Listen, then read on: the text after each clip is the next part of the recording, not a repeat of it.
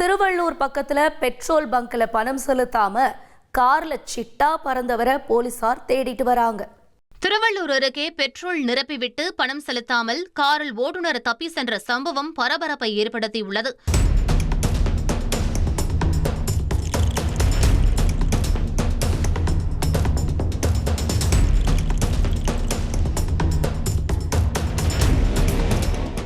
மப்பேடு பகுதியில் உள்ள பெட்ரோல் பங்கில் காரில் வந்த நபர்கள் முதலில் 1000 ரூபாய்க்கு பெட்ரோல் நிரப்ப சொல்லி பின்னர் டேங்க் முழுவதும் நிரப்ப கூறியுள்ளனர்.